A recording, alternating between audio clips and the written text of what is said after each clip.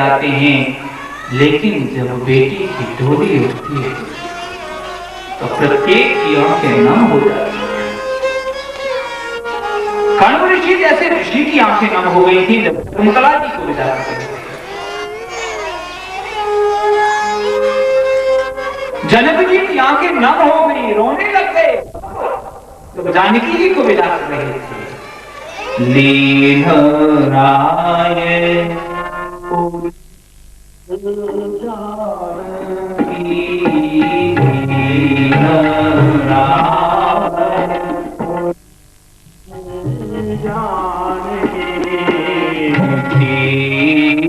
महामर जाग ज्ञान की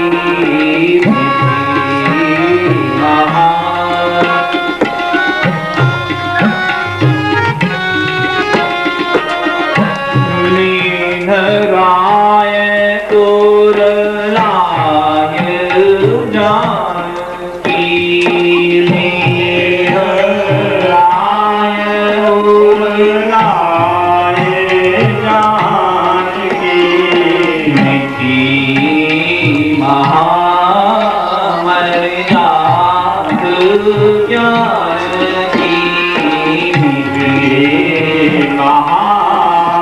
मर्याद ज्ञान की। जनक जी इतने ज्ञानी संत थे, सुखदेव जी को भी शिक्षा लेने के लिए जनक जी के पास भेजा, लेकिन जब जानकी जी की डोली विदा होने लगी तो रो पड़े। विदेह को आज भी देह की सुध नहीं है और अपनी आंखों से अश्रु प्रवाहित होने लगे और इतने रोए कि जानकी जी के केस भी रो। अरे मनु जी भी ऐसे रोते हैं, शत्रुंबा जी भी ऐसी रोती हैं कि देवभूति जी के केस भी रोते हैं। ठाकुर जी की कृपा से ये बेला भी संपन्न हुई। शत्रुंबा जी अपनी बेटी को कर्दम जी के आश्रम पर छोड़ करके अपने भवनों को चले गए और कर्दम जी ने 10,000 वर्ष की समाधि लगा देव ऋषिवर। फिर आपको समाधि ही लगानी थी तो विवाह क्यों किया? लेकिन देवभूति भी महान तपस्विनी है जो भारत भूमि में उत्पन्न हुई थी और भारत की कन्याएं कभी पति विमुख नहीं होती, पति से नहीं चाहती हैं, पति को चाहती हैं, व्रत करती हैं, पूरे दिन भूखे रहती हैं, जल भी ग्रहण नहीं करती। उनसे पूछा जाए फल क्या होगा इसका? हमारे पति हमारे दीर्घायु और व्रत कौन रहता है? देवियां। ये है हमारे भारत का पातिव्रत। देवभूति जी ऐसी तपस्या करती हैं, अपना देह सुखा लिया है, बिल्कुल कृशकाय हो गई हैं, मलिन वस्त्र पहनती हैं। कर्दम जी की आंखें खुली, लंबी लंबी दाढ़ी और हड्डी का पंजर। अरे देवी आप तो बहुत ही धर्मात्मा निकली। अब हम गृहस्थाश्रम को स्वीकार करते हैं।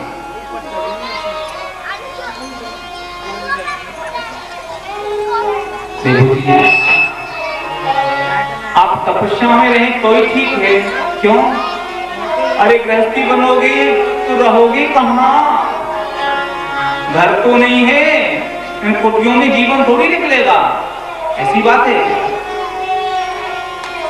कर्दम जी ने अपने योग बल से कामगह विमान का निर्माण किया। तो कैसा है? मन की गति से चलने वाला विमान है और सर्वकाल सुखावह।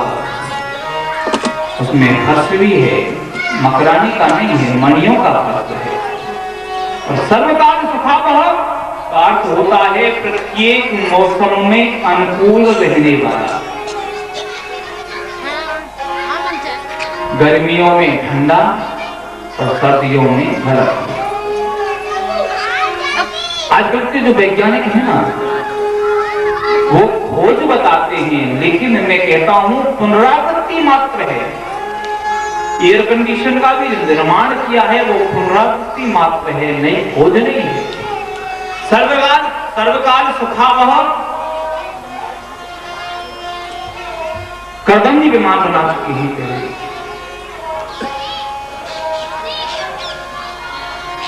आंग्ल देशीय कहते हैं कि हमने कार का निर्माण किया है, कार की आविष्कर्ता हम हैं, आविष्कारकर्ता हम हैं। लेकिन वेद पढ़िए, वेदों में विज्ञान नामक पुस्तक में पढ़ा कि ऋग्वेद में कार शब्द का प्रयोग हुआ है, और वो भी उसके लिए जो कि जमीन पर चलता है। तो मैं कहता हूं कि आंग्ल ऋषियों ने कहां से आविष्कार कर दिया? अरे हमारे वेदों की मूल प्रतियों को चुरा करके ले गए और उसमें से अध्ययन करके उन आविष्कारों की पुनरावृत्ति करते हैं और अपने नाम से उसे प्रकाशित करते हैं। जितने भी विमान हैं, वेदों में एक विमान का वर्णन आता है कि एक विमान उस समय ऐसा था जो वायु में भी चल सकता था, थल पर भी चल सकता था और जल में भी चल सकता था। संभवतः ऐसा हमारा अध्ययन तो बहुत कम रहता है, और आजकल संस्कृत से वैसे भी विमुखता बढ़ती जा रही है, और प्राचीन ग्रंथ संस्कृत लिपि में है, अध्ययन कहां से? सर्वकाल सुखावह, प्रत्येक मौसम में अनुकूल रहने वाला, और सन का अर्थ करते हैं। सर्वकाल सुखावह का अर्थ है प्रत्येक परिस्थिति में, प्रत्येक समय में अनुकूल रहने वाले विमान का निर्माण करना। फिर तो बस देवहूति जी ने सोचा विमान तो बहुत सुंदर बन गया, लेकिन क्या मैं ऐसे ही देह से यहाँ रहूंगी? उन्होंने योगबल से सरोवर का निर्माण किया, और सरोवर में देवहूति जी से कहा आप स्नान करो। तो देवहूति जी ने जब स्नान किया तो सुंदर देह हो गई पूर्ववत, और सैकड़ों पद्म गंधा नौकरानियां उनके साथ अवतरित हुई, जिनके देह से कमल के फूल की सी सुगंधी आती हो। ऐसी नौकरानी नहीं महाराज जिनको हाथ का पानी भी अच्छा न लगे, ऐसे नहीं। सर्वांग सुंदरी, सैकड़ों दासियां आई और उपटन लगाती हैं, स्नान कराती हैं, श्रृंगार कराती हैं, और श्रृंगार हो चुकने के बाद सोचती हैं मुझे भी ठीक कर दिया, घर भी ठीक बना दिया, लेकिन बाबा जी तो बाबा जी रहे। अभी का जन्म हुआ। अब एक दिन देवहूति जी से बोले देवी हम तो तपस्या करने जा रहे हैं। महाराज बहुत सुंदर बात है, आप तो तपस्या को चले जाओ और इन कन्याओं को वर में ढूंढने लगूंगी। प्रभु प्रार्थना है इन कन्याओं को अपने अपने घर भेज दो और मेरे लिए जीवन का एक नाविक दे दो, जिससे कि मैं उसके सहारे अपने जीवन का निर्वाह करूं, फिर आप भले ही मन चले जाए। ब्रह्मा जी आ गए, 9 योगियों को लेकर के 9 योगियों के साथ 9 कन्याओं का विवाह कर दिया, और फिर देवहूति जी के जीवन के ही नहीं हम सबके जीवन के नाविक कपिल देव जी ने इनके घर से अवतार दिया। बोलो कपिल देव जी महाराज की जय, बोलो भक्त और भगवान की जय। कदम जी बोले प्रभु अब मुझे क्या क्या है?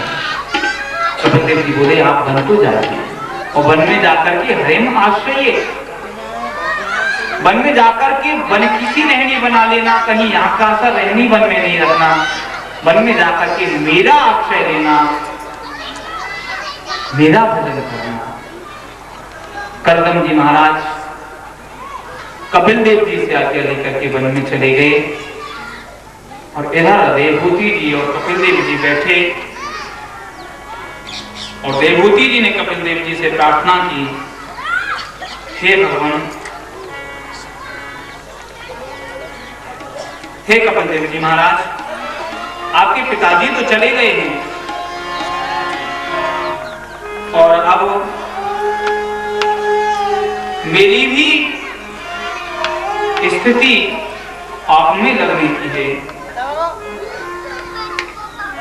तं त्वागताहं शरणं शरण्यं त्वमेव संसारतरोद्धारं जिज्ञासयाहं प्रकृतिः पूर्वस्य नमामि सद्धर्मविदां वरिष्ठं नमामि सद्धर्मविदां वरिष्ठं। एक आसन कपिल देव जी के लिए लगा दिया और एक आसन अपने लिए। उच्चासन पर कपिल देव जी को विराजमान कर दिया और निम्नासन पर स्वयं विराजमान हो गई और प्रश्न किया कि संसार रूपी वृक्ष को किस तरह काटा जा सकता है, माया मोह रूपी वृक्ष को किस तरह काटा जा सकता है, ये आप में बताइए। कपिल देव जी माता के इस सुंदर प्रश्न को सुनकर के निश्चय किए कि माता जी के प्रश्नों के अनुकूल अब सांख्य शास्त्र का जो हमारा प्रकट करने का प्रयोजन है उसे सिद्ध करने के लिए तो सांख्य शास्त्र के उपदेश कपिल देव महाराज ने दिए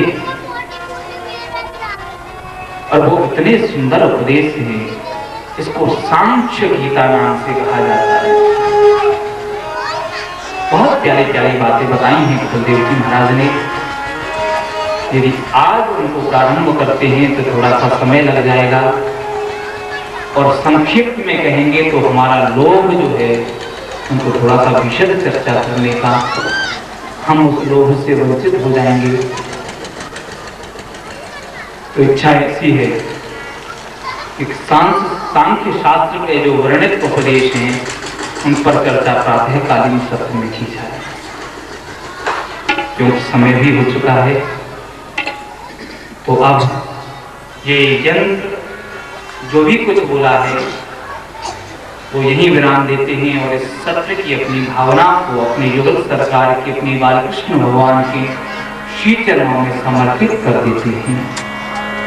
थोड़ी देर कीर्तन के पश्चात आरती के बाद पुष्पांजलि और तदुपरांत प्रसाद लेकर के घर पधारे, जिससे कि कल ठीक समय 9 बजे से आ सके। गोविंद मेरो हे गोपाल मेरो हे, गोविंद मेरो हे गोपाल मेरो हे, गोविंद मेरो हे गोपाल मेरो हे, गोविंद मेरो हे गोपाल मेरो हे। बांके बिहारी नंदलाल मेरो हे, बांके बिहारी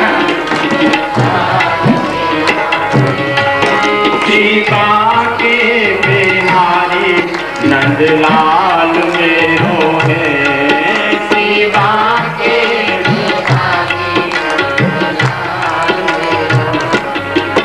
गोविंद मेरो है गोपाल मेरो है, गोविंद मेरो गोपाल मेरो, गोविंद मेरो है गोपाल मेरो है, गोविंद मेरो है गोपाल मेरो है, गोविंद मेरो है गोपाल मेरो है, गोविंद मेरो है गोपाल मेरो है।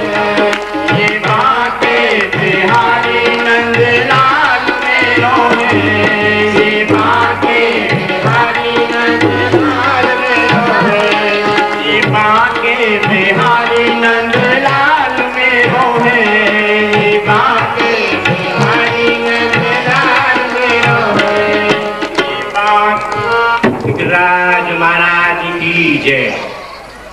घर को जोगी जोगना बाहर को योगी सिद्ध, ये कहावत पुरानी है। और वो पुरानी कहावत क्यों है कि बाहर को कोई बाबा जी यहाँ बैठ जाए तो 3-3 डंडोती लगाएंगी, 10-10 बरकम्मा देंगी। और हमारे गांव के ऊपर कम्बन आए जगह बता रहे और यहाँ दंडोत करो व्यास जी के पास व्यास जी इनके छू के ले जाएंगे। तो भैया सबसे पहले तो बात है जागृति पे जो व्यक्ति बैठे वो अपना बेटी बेटा ही क्यों ना हो व्यास स्वरूप है। दूसरी बात यह है कि कल एकादशी बड़े बड़े पंडित यहाँ रतन पंडित जी ने टोपा लगाए कहा लोग कह रहे हैं कि पंजाब की एकादशी है, पूरन भगत जी ने कहिए और व्यास जी ने यही कहिए कि एकादशी कल की है। या ते प्रार्थना है कि जो व्यक्ति व्रत ना रहे तो कल एकादशी को व्रत अवश्य रहेगा।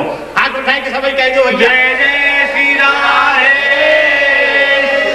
मेरी सबसे निवेदन है जो व्रत रहते हो कि ना रहते हो कहनो बात है जो करे कहनो न करो ना ही कर दे हाथ में उठाइयो जो नारे में हाथ में उठाइयो जय जय श्री राधे।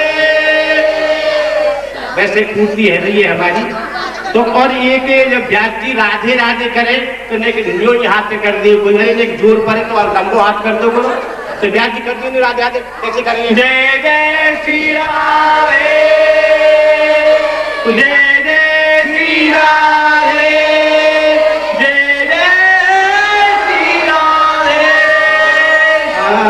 राधे राधे रटो चले आएंगे बिहारी राधे राधे रटो चले आएंगे बिहारी राधे राधे रटो चले आएंगे बिहारी राधे राधे चले आएंगे बिहारी चले आएंगे बिहारी चले आएंगे बिहारी आएंगे बिहारी चले आएंगे बिहारी राधे राधे राधे राधे रटो चले आएंगे बिहारी राधे राधे रटो चले आएंगे बिहारी। राधे तेरी मिश्री का स्वाद है बिहारी मिश्री तो स्वाद है बिहारी। राधे राधे राधे राधे राधे राधे रटो चले आएंगे बिहारी राधे राधे रटो चले आएंगे बिहारी राधे राधे रटो चले आएंगे बिहारी राधे राधे रटो चले आएंगे बिहारी राधे राधे रटो चले आएंगे बिहारी राधे राधे रटो चले आएंगे बिहारी। रात 9 बजे आ जाते समय तो शुरू हो जाए और भोजन को समय पूरा हो जाए। जय जय श्री राधे।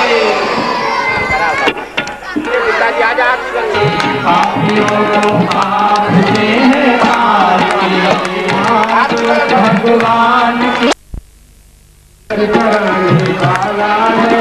दर्श कराने वाला है सुख करिए दुख करिए मधुसूदन की आरती पापियों को पाप से आरती भागवत भगवान की है आरती पापियों को पाप से है आरती भागवत भगवान की है आरती पापियों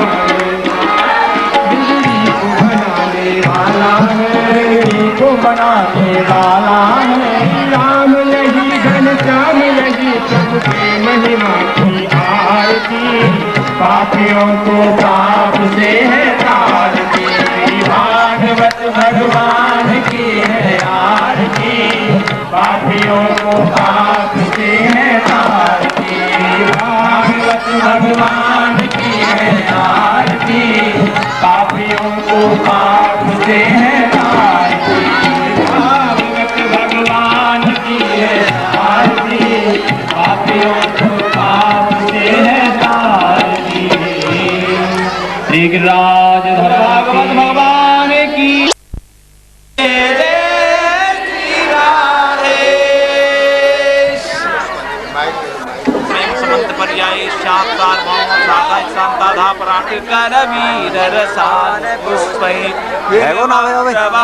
तुलसी मंजरी पूजयामि जगदीश्वर मे प्रसीद नाना सुगंध पुष्पाणि यथा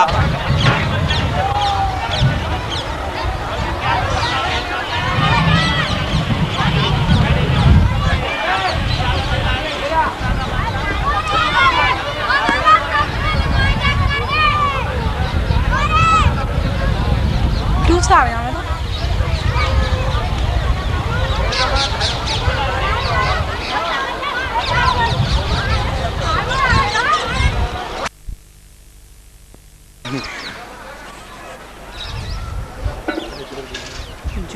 पता होगा जूम तो देखो चलिए फ्रेश हो गया तो ऑफिस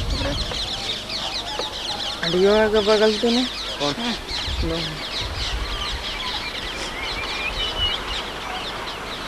और रोज गाय क्या ले ले भाई और दे लो ये मां के ले ले मां का ले ले केटा में रोज कर रही है ये रोज झगड़े दे रोज ए बोले मत रिकॉर्ड हो गया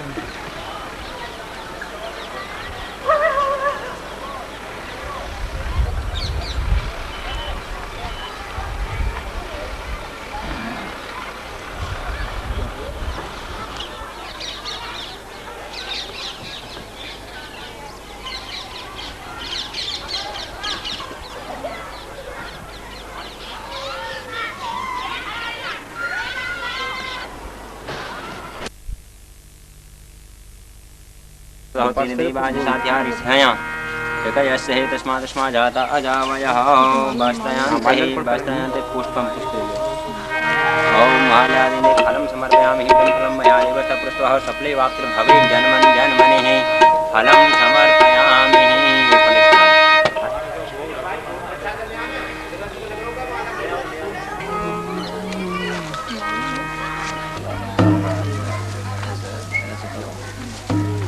चढ़ रही है नाल जय आरती बाल कृष्ण की जय अपनो जन्म सफल कर लीजिए अपनो जन्म सफल कर लीजिए श्री यशोदा को परम दुलारो श्री यशोदा को साल कृष्ण की आरती बाल कृष्ण जी की जय बलदाऊ को छोड़ो भैया बलदाऊ को छोड़ो आरती बाल कृष्ण जी की जय आरती बाल कृष्ण जी की श्री राधा सुभर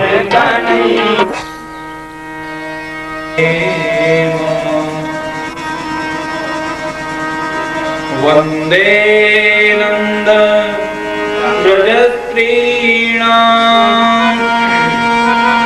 पादरेण महीष्णसः यासां हरि कथोद्गीतम्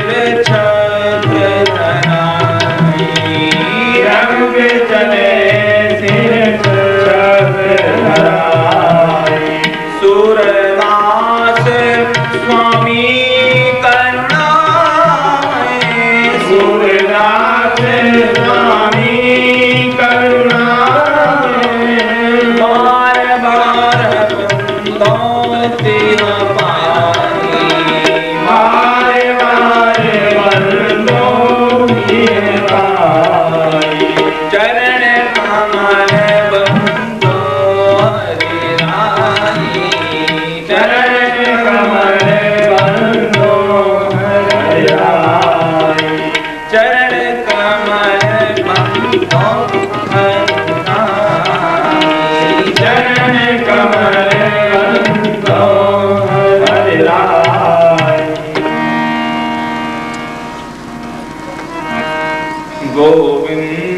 हरे गोपाल हरे गोविंद हरे गोपाल हरे गोविंद हरे गोपाल हरे गोविंद हरे गोपाल हरे मुरलीधर मोहन श्याम हरे मुरलीधर मोहन श्याम हरे मुरलीधर मोहन श्याम हरे मुरलीधर मोहन श्याम हरे गोविंद हरे गोपाल हरे गोविंद हरे गोपाल हरे गोविंद हरे गोपाल हरे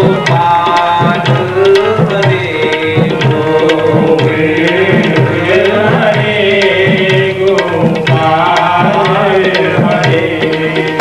मुरलीधर मोहन श्याम हरे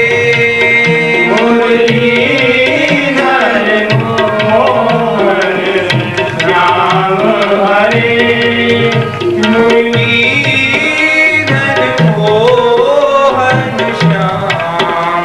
हरे मुरलीधर मोहन श्याम हरे मुरलीधर मोहन श्याम हरे गोविंद हरे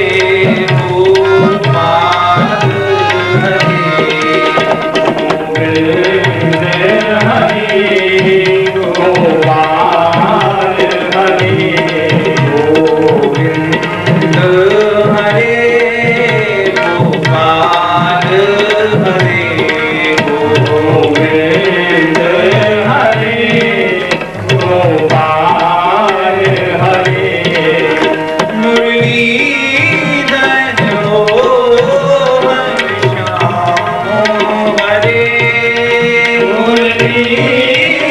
गोपाल हरे मुरलीधर मोहन श्याम हरे मुरलीधर मोहन श्याम हरे मुरलीधर मोहन श्याम हरे मुरलीधर मोहन श्याम हरे गोविंद हरे गोपाल हरे गोविंद हरे गोपाल हरे गोविंद हरे गोपाल हरे गोविंद हरे गोपाल हरे मुरलीधर मोहन श्याम हरे मुरलीधर मोहन श्याम हरे गोविंद हरे गोपाल हरे गोविंद हरे गोपाल हरे गोविंद हरे गोपाल हरे गोविंद हरे गोपाल हरे मुरलीधर मोहन श्याम हरे मुरलीधर मोहन श्याम हरे मुरलीधर मोहन श्याम हरे मुरलीधर मोहन श्याम हरे गोविंद हरे गोपाल हरे गोविंद हरे गोपाल हरे मुरलीधर मोहन श्याम हरे मुरलीधर मोहन श्याम हरे जय गोपाल कृष्ण भगवान की बाल कृष्ण लाल की गिरिराज महाराज की वल्लभाधीश की गौ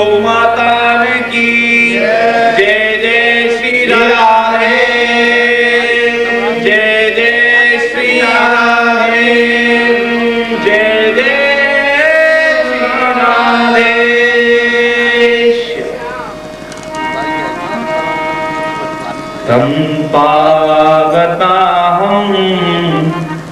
शरणं शरण्यं भवेत्य संसारतरोद्धारम्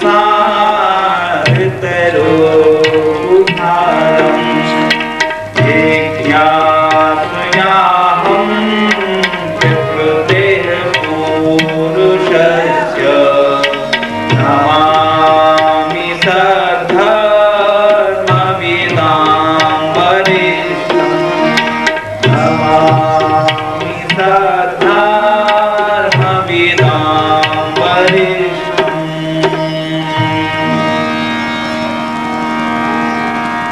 केदार महाराज की परम अनुकंपा से, आचार्य वल्लभ के अनुग्रह से और सदगुरुदेव भगवान की अनुकंपा से आज हम और आप सब लोग ज्ञान, भक्ति और वैराग्य की अनूठी संगम श्रीमद् भागवत जी भागीरथी में तृतीय दिवस के प्रथम सत्र की कथा गंगा में अवगाहन करने के लिए उपस्थित हैं।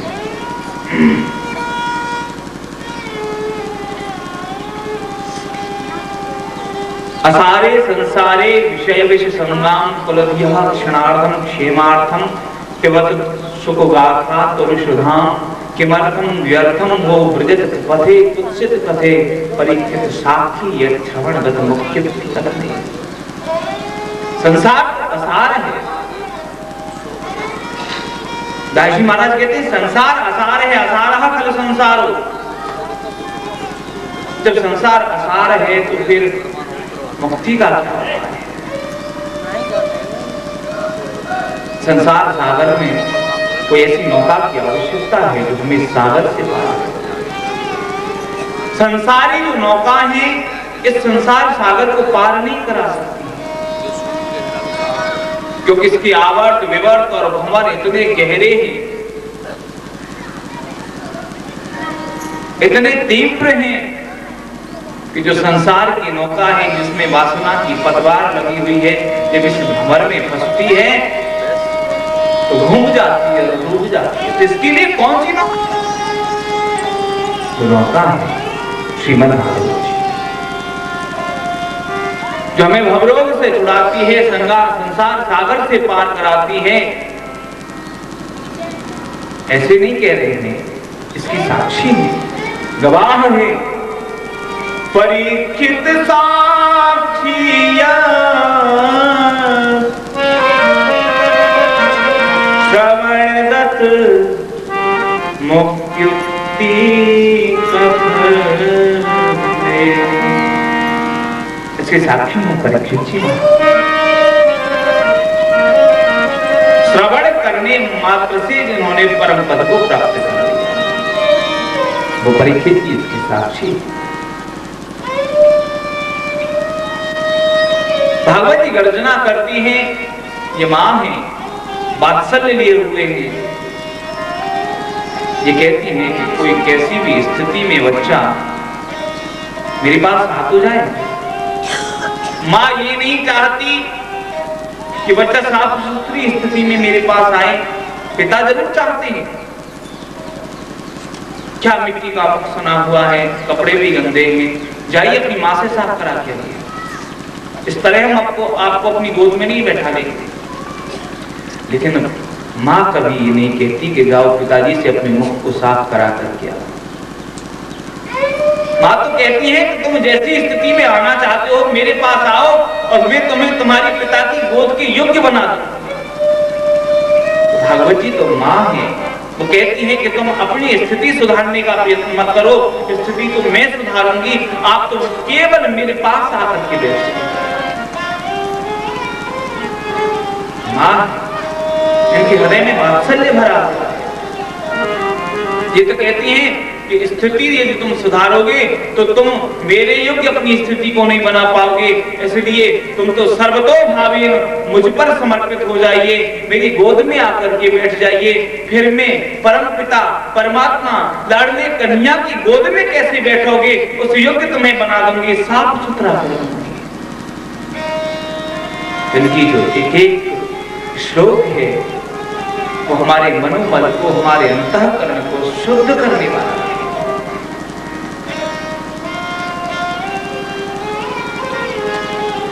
ऐसी श्रीमद् भागवत जी वात्सल्यमयी मां की गोद में बैठ करके आज हम इनकी ही कि हमें इनकी गोद में बैठ जाएं और इन पर छोड़ते हैं सारा कार्यभार। हम तो आपके हैं, आप चाहो जैसे रहो। इनका एक एक जो सिद्धांत है वो हमारे मनोमल को दूर करने वाला है। और कपिल जी ने भी जो सांख्य गीता की कथा कही है वो बहुत दिव्य है। श्रीमद् भागवत जी स्वयं ही श्रीमद् का तिलक लिए हुए हैं। 7वें पुराण की रचना कर चुकने के बाद 18वां पुराण श्रीमद् भागवत जी की रचना की है और व्यास जी ने इसको श्रीमद् के तिलक से विभूषित किया। और किसी भी पुराण या महापुराण में श्रीमद् वराह पुराण, श्रीमद् वामन पुराण, श्रीमद् कुरुम पुराण नहीं है। यदि श्रीमद् है तो श्रीमद् भागवत महापुराण है।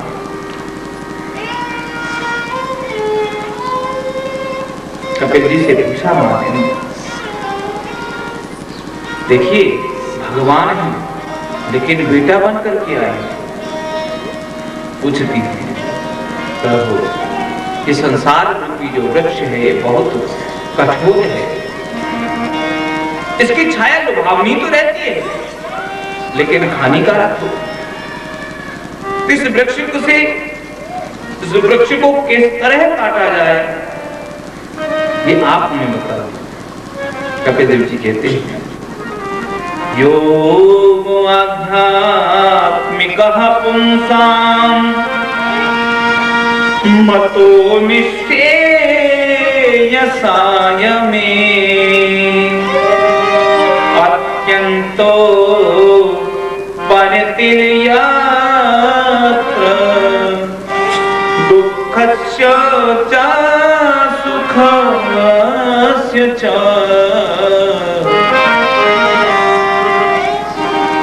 हे माते, आत्म स्वरूप में मनोलय रूप में योग से मनुष्य मोक्ष को प्राप्त होता है। हे अनगिने, पहले मैंने जो ऋषियों को आख्यान कहा है वो आपके लिए कहता हूं। मनुष्य अपने मन में विषयों से बंध जाता है। एक बहुत सुंदर बात कहते हैं कपिल देव जी महाराज, मानव का सहज धर्म है आसक्त होना।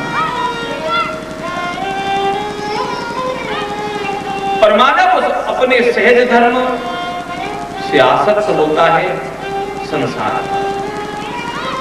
शिवदेव जी महाराज ने बहुत सुंदर बात का निरूपण किया है कि काम, क्रोध, लोभ, मोह, आसक्ति, अनासक्ति कुछ भी नहीं बदलना है और बदली भी नहीं जा सकती है। तो आसक्ति को अनासक्ति नहीं करना है, केवल आसक्ति का मार्ग बदल देना है। कपिल देव जी महाराज कहते हैं कि जगत पर आसक्त होने से भवबंधन मिलता है और जगतपति पर आसक्त होने से भवबंधन दूर हो जाता है। तो हम आसक्ति न छोड़ें लेकिन आसक्ति का स्थान बदल दें। जगत पर आसक्त न होकर के जगतपति पर आसक्त हो जाए, हमारा काम बन जाए।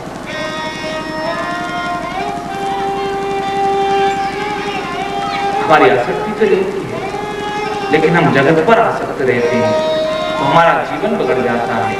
और वही आसक्ति को न बदलें और बढ़ा लें, दुगनी तिगनी चौगुनी कर लें, लेकिन उसका स्थान बदल दें, जगत छोड़ करके जगतपति की तरफ उस आसक्ति को मोड़ दें, हमारा जीवन संभल जाए और हमें परमेश्वर की, हमारे कन्हैया की प्राप्ति हो जाए। कपिल देव जी महाराज, माता जी बोली कि भगवान की संभव कैसे है?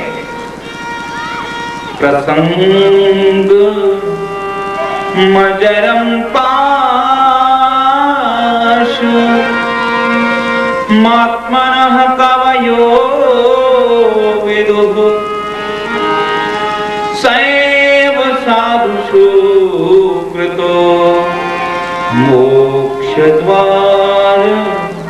कृपावृतम्।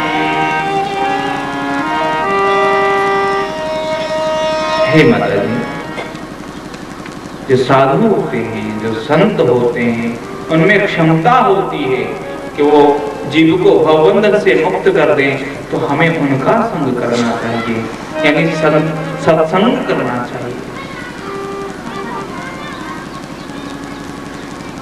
सत्संग, जो साधु होते हैं वो जीव को कृपा करके उसकी स्थिति से ऊपर उठा देते हैं। एक वक्त कहते हैं कि पारस में और संत में बहुत अंतरो जान। संत और पारस दोनों गुण दिए हुए हैं। संत भी लोहे को लोहे की स्थिति से ऊपर उठाता है और साधु भी जीव को जीव की स्थिति से ऊपर उठाता है। ये समानता है, लेकिन फिर भी बहुत बड़ा अंतर है। वो अंतर क्या है? पारस को जब लोहे से स्पर्श कराएंगे तो लोहे को पारस सोना बना देगा। लोहे की स्थिति से ऊंचा उठा दिया है, उसकी गुणवत्ता, उसका मूल्य सब कुछ बढ़ा दिया है पारस ने अपने संग से। महान है पारस, लेकिन साधु उससे भी महान है। पारस में और संत में बहुत अंतरो जान। पारस में तो लोहे का जब संग हुआ तो लोहे को सोना बना दिया, लेकिन पारस नहीं बनाया। वो सोना किसी भी लोहे से स्पर्श कराया जाए, लेकिन वो सोना किसी भी लोहे को सोना नहीं बना सकता है। लेकिन साधु जब किसी जीव को स्पर्श करते हैं तो वो साधु बना देते हैं। पारस लोहे को स्पर्श करने पर पारस नहीं बनाता, साधु जीव को स्पर्श करने पर साधु बना देते हैं। वो फिर कितने ही जीवों को स्पर्श करके साधु बनाता रहे, यानी अपनी स्थिति दे देते हैं साधु। तो हमें साधुओं का संग करना चाहिए, सत्संग करना चाहिए। और सत्संग की स्थिति ये होती है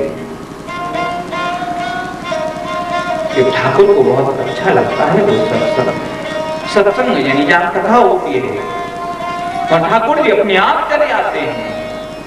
हरि हरि हरि हरि सुमिरन करो रे, हरि हरि हरि हरि सुमिरन करो रे। बाबा सूरदास जी कहते हैं हरि हरि हरि हरि सुमिरन करो रे, हरि हरि हरि हरि सुमिरन करो रे। हरि चरणार बिंदु चित धरो रे, हरि चरणार बिंदु चित धरो रे। हरि की कथा होत है जहाँ, हरि की कथा होत है जहाँ। गंगा हो चलिया वे तहाँ, गंगा हो चलिया वे तहाँ। यमुना सिंधु सरस्वती आवे, यमुना सिंधु सरस्वती आवे। यमुना सिंधु सरस्वती आवे, यमुना सिंधु सरस्वती आवे। गोदावरी तम विलम लावे, गोदावरी तम विलम लावे। सब तीर्थन को आगम तहाँ, सब तीर्थन को आगम तहाँ। सुर हरि कथा होत है जहाँ, सुर हरि कथा होत है जहाँ। हरि हरि हरि हरि सुमिरन करो रे, हरि हरि हरि हरि सुमिरन करो रे।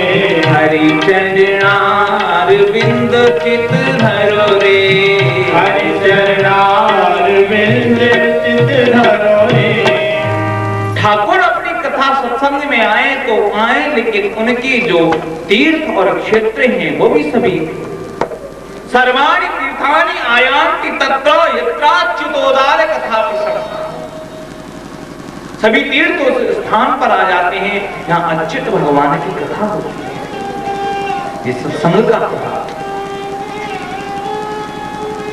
श्रीमद् भागवत जी की कथा स्थल का एक दृष्टांत बनारस की कथा में आता है। गुरुजन सुनाते हैं, कथा जब हो रही थी भागवत जी की, तो कथा के उपरांत विराम में 3 देवियां कथा मंडप को गुहार रही थी। उनसे पूछा, कौन है देवी? उन्होंने कहा कि हम गंगा, यमुना और सरस्वती हैं। इस पवित्र धूलि को अपने मंडप को गुहार रही हैं और ये पवित्र धूलि हम पर लग रही है तो हम भी पवित्र हो रही हैं।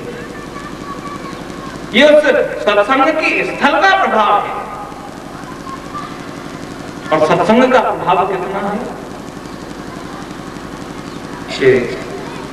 ठाकुर से मिला देता है, ठाकुर को बुला लेता है सत्संग। सत्संग करने वाले व्यक्ति को ठाकुर जी के पास जाने की आवश्यकता नहीं, ठाकुर जी स्वयं उसके पास चले आते हैं। कुंभन दास जी महाराज बेचारे बिल्कुल गरीब, बिल्कुल पैसा नहीं था उनके पास, बहुत गरीबी थी घर में, लेकिन सत्संग का प्रभाव, ठाकुर जी भी उनकी गोद में बैठते थे।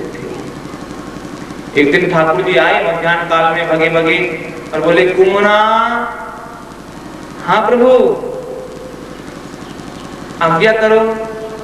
अरे भूख लग रही है बहुत जोर से, कुछ है खाने की? पर आप जो आज्ञा करोगे वो इधर आएंगे, बताओ। अरे आज तो छाछ महेरी की इच्छा है रही है। अरे बाबा, ये तो आपने बहुत सुंदर बात कही, छाछ महेरी तो तैयार है। पर बाबा एक बात बताओ, हाँ अब राजभोग को समय भाने ना, हमारी छाछ महेरी पावे की इच्छा। अच्छा, तो अपनी भतीजी से गई और ठाकुर जी को छाछ महेरी परोसी और ठाकुर जी ने आरोप के कुंभन दास जी की गोदी में बैठे और थोड़ी पे हाथ धर के बोले, कुमना आए तो तुम हमसे कुछ मांग ले। अरे जैसे आप मिल गए पर्याप्त है। नहीं, बहुत प्रसन्न हूं मैं अपने पास, कुछ मांग ले हो ना। नहीं कान्हा, मुझे क्या चाहिए? जो चाहिए वो आपने दे रखे हो है। नहीं, फिर वो मांग ले हो आप। कुंभन दास जी बोले, ये तुम मांगना मांगना मांगना ही कहते हो तो मुझे सत्संग दे दो।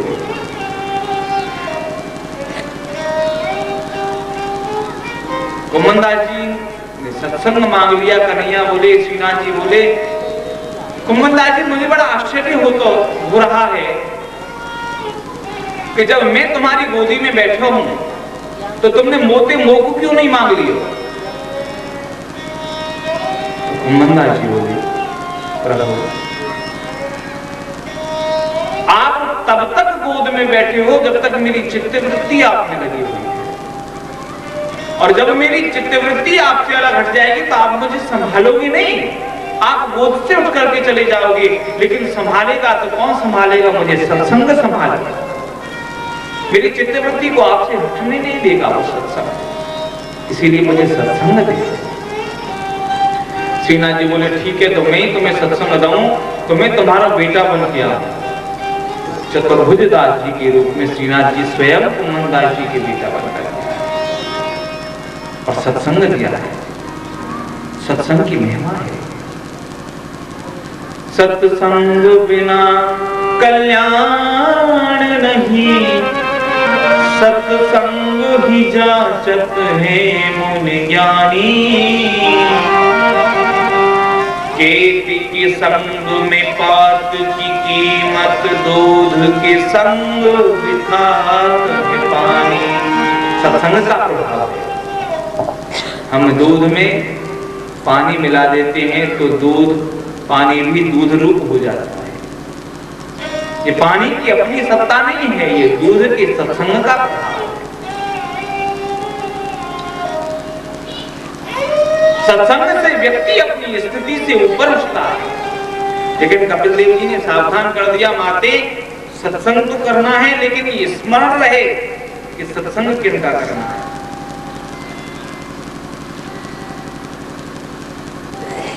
किनका करना है? तो जहां संतों के संग की बात कही है, भागवत जी में संतों के लक्षण भी बताए। तितिक्षवः कारुणिकाः सुहृदः सर्वदेहिनां अजातशत्रुवः शान्ताः साधवः साधुभूषणाः। साधु तितिक्षु, तितिक्षु का अर्थ होता है साधु सहनशील, सब कुछ सहन करने वाला। ठाकुर जी भी तब तक स्वीकार करते हैं जब तक साधु में सहनशीलता होती है, और सहनशीलता साधु का एक गुण है। तो उस साधु का संग करे जो सहनशील हो। किसी भी अपमान को अपमान न समझे, किसी भी दुख को दुख न समझे, दुख देने वाले को दुख देने वाला न समझे, ये साधु की सहनशीलता है। साधु सहनशील हो, उसका संग करना चाहिए। हमारे गुरुजी कहते थे अपनी बात। पंडित जी महाराज से एक दिन इस श्लोक पर उनकी चर्चा हो रही थी। पूज्यपाद प्रातः स्मरण श्री गया प्रसाद जी पंडित जी महाराज से। तो पंडित जी महाराज ने चर्चा में कहा कि तितिक्षवः का अर्थ होता है सहनशील। तो सहनशील कैसा हो? हमारे यहाँ घूरे होते हैं ना, घूरे घूरे जैसा सहनशील। कितनी भी गंदगी डालो, कितनी भी गंदगी डालो, लेकिन घूरा ये नहीं कहता गंदगी बहुत हो गई है, मन ना। सब कुछ सहन करता चला जाता है, कितनी भी हो और कैसी भी हो, कपालंब नहीं देता। और हमारे यहाँ जो प्रथा है ना घूरा पूजने की, विवाहों के उत्सव पे, वो इसीलिए पूजा जाता है कि घूरा बहुत सहनशील होता है। और आप तो जानते हैं हमारे यहाँ की प्रथा में घूरे की अपवित्र मिट्टी लाई जाती है और घर में कहाँ रखी जाती है? जहाँ ठाकुर जी के भोग के लिए भंडार बना है।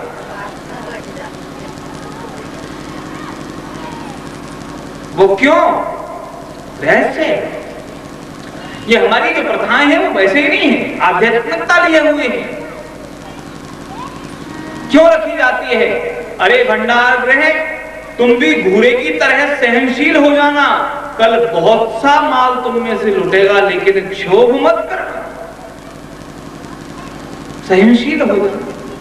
तो जो सहनशील होता है उसकी पूजा होती है, और जो सहनशील होता है वो साधु होता है, और जो साधु होता है उसी का संग करना चाहिए। संतन के संग लाग रे तेरी अच्छी बनेगी, संतन के संग लाग रे तेरी अच्छी बनेगी, अच्छी बनेगी तेरी बिगड़ी बनेगी, अच्छी बनेगी तेरी बिगड़ी बनेगी। संतन के संग लाग रे तेरी अच्छी बनेगी, संतन के संग लाग रे तेरी अच्छी बनेगी। संतन संग कर पुण्य कमाई, संतन संग कर पुण्य कमाई, नाम शरण अनुराग रे तेरी अच्छी बनेगी, नाम शरण अनुराग रे तेरी अच्छी बनेगी। जोजी की बन गई प्रहलाद जी की बन गई, जोजी की बन गई प्रहलाद जी की बन गई। हर सुमरन संग लाग रे तेरी अच्छी बनेगी, हर सुमिरन संग लाग रे तेरी अच्छी बनेगी। संतन के संग लाग रे तेरी अच्छी बनेगी, संतन के संग लाग रे तेरी अच्छी बनेगी। तो जो जो सहनशील होते हैं वो साधु होते हैं और उन साधुओं का संग करना चाहिए। तितिक्षवः कारुणिका, जो करुणा निधान होते हैं, जो जिनके हृदय में करुणा का सागर हिलोने देता रहता है, उन साधुओं का संग करना चाहिए। करुणवत्सल होते हैं, दीनवत्सल होते हैं साधु।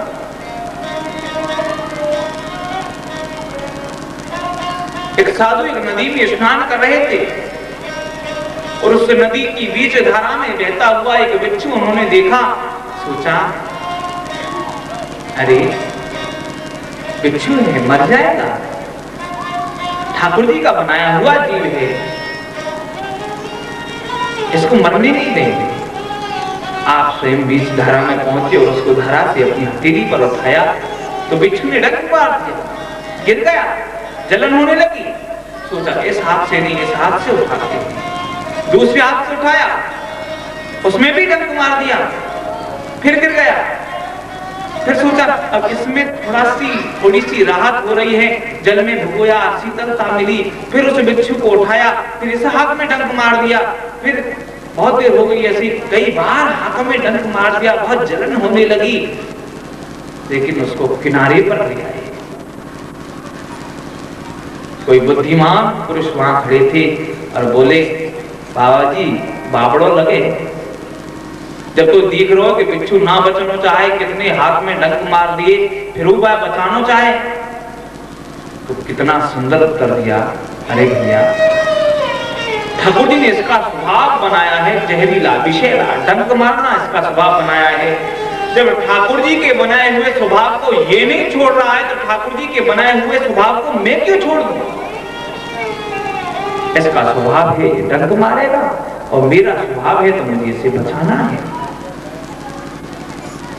तितिक्षवः कारुणिका सुहृदः सर्वदेहिना। सभी जीवधारियों में जो सुहृद की भावना रखते हैं वो संत अपना समझते हैं। और स्वामी तुलसीदास जी महाराज ने कितनी सुंदर बात कही है। सिय राममय सब जग जान,